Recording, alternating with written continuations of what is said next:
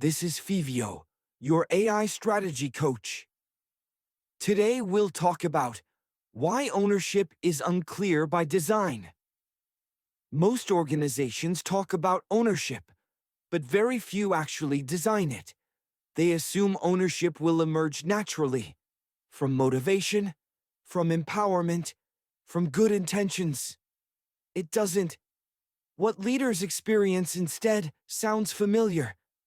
Everyone is involved, but no one feels accountable. Decisions drift upward, and follow-ups slowly replace outcomes. The organization feels busy, but strangely ineffective.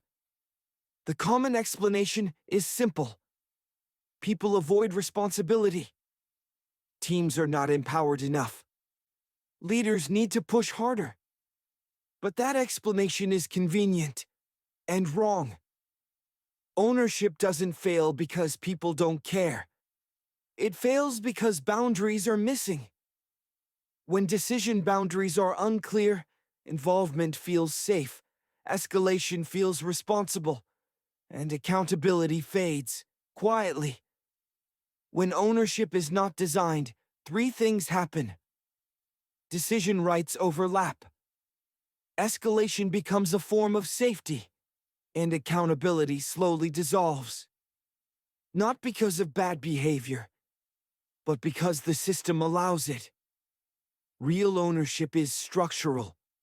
It means one clear decision owner, a clearly defined decision scope, and explicit stop points where involvement ends and accountability begins. Without that structure, speed decreases, trust erodes, and leaders turn into bottlenecks, even when they try not to. Three things to remember. First, ownership must be explicit. Second, involvement is not accountability.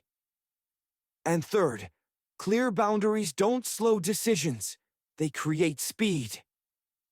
If everyone owns the decision, no one actually does. Thanks for watching.